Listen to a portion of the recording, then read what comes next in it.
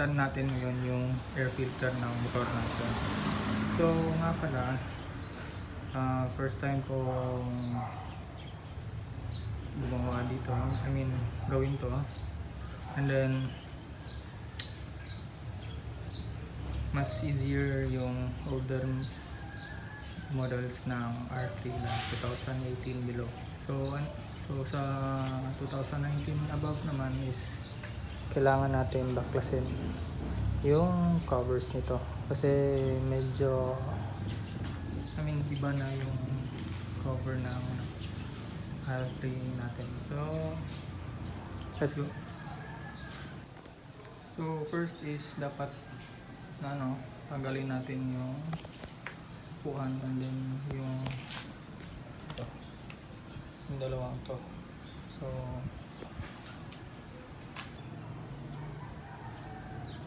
yan, natanggal na.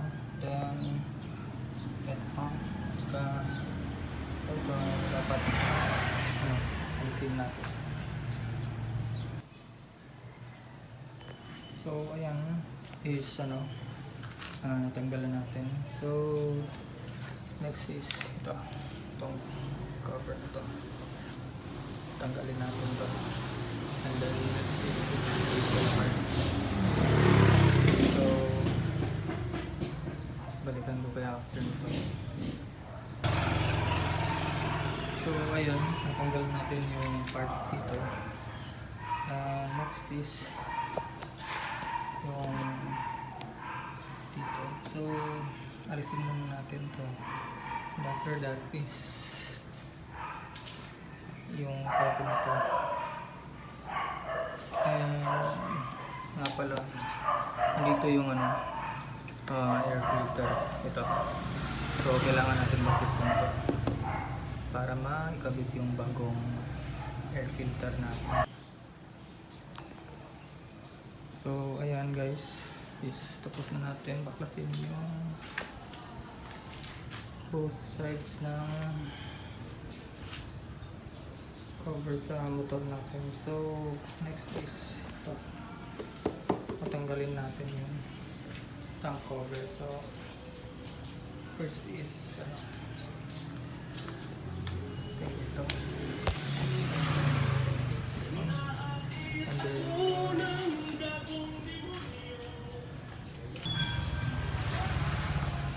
so ayan guys, tanggalin natin yung dalawa, then dandahan natin atakin para labas to.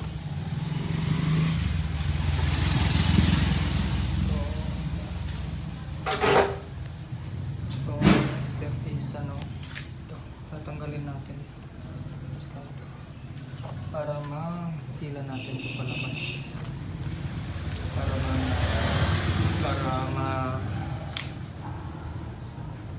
para may access tayo dito sa air filter. So ayun guys, tanggalan natin ito.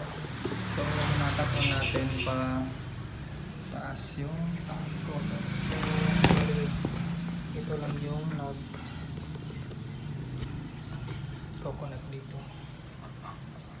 So yun, medyo maluging yung motor natin. So ito, may access na tayo sa air filter. So may 1, 2, 3 screw na tatanggalin natin. So kuha lang tayo ng tools. So ayan, tatanggalin na natin itong cover sa air filter natin, and then gamit ng star screw. So be careful lang na dito, baka mahulog sa engine. So teka lang. So ayan guys, natanggal na natin yung cover nito. So ito yung cover sa air filter, and then ito yung air filter natin. So sobrang lumi kahit hindi pa yung po natin.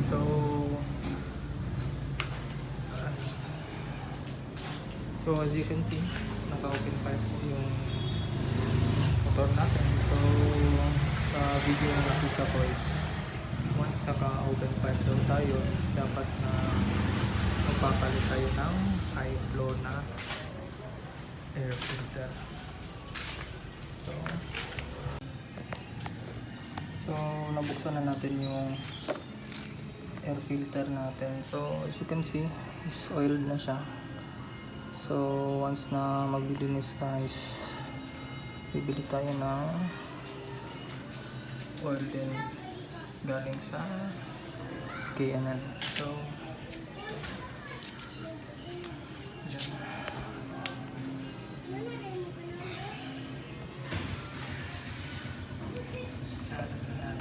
So I don't know if you can see this sobrang. So tatakpan na natin yung air filter natin.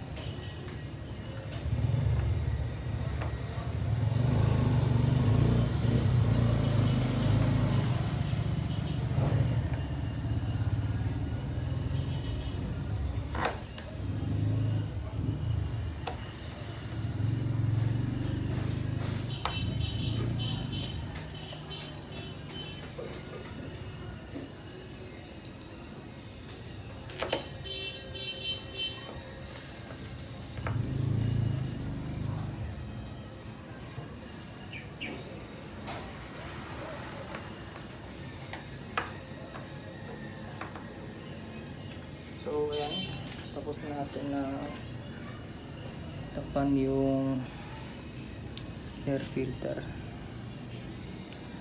So ibabalik natin yung mga fairings ng R3 natin, then i-test natin yung pagandar niya.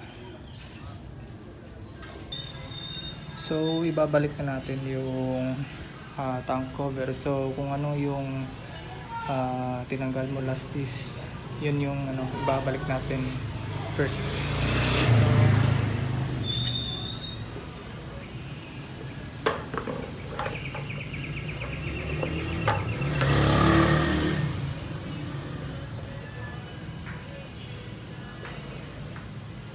Ayan. Then next is ito yung mga bolts dito rin sa kabila, babalik natin, pero pupunasan muna natin kasi malumi. So ibabalik natin yung cover natin. So ganito.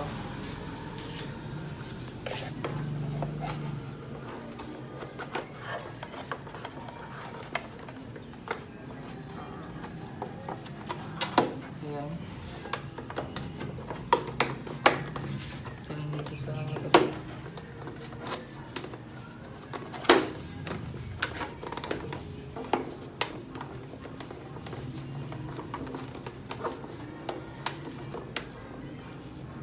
Yan, so naibalik na natin. So yan guys, nabalik na natin to. So kasali na din sa kabilang side. So ibabalik na natin yung cover nito. So magsisimula tayo dito sa left side. So ayan guys, tapos na natin ikabit yung lahat ng covers sa motor natin. So ayan, as you can see.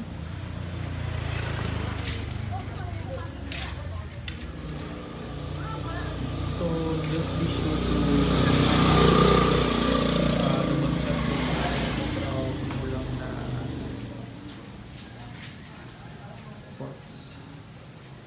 sure to connect the wirings properly, like lalo na yung sa mga signal lights. So let's check.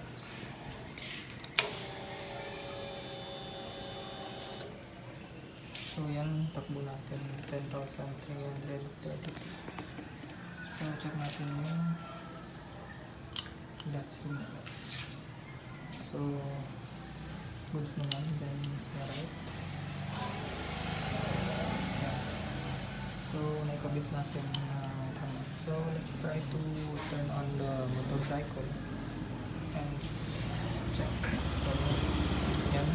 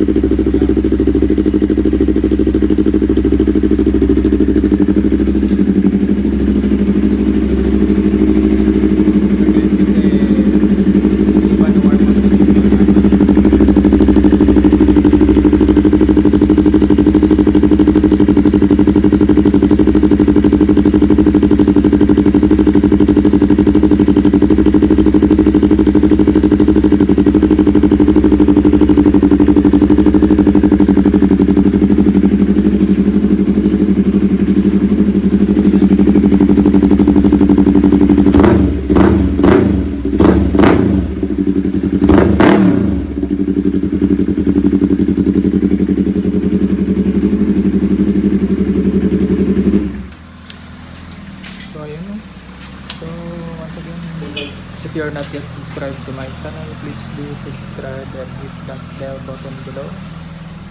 So I hope may natutunan kayo sa simpleng video natin. So don't forget to like or subscribe. So once again, this is Lost Crown. Thank you.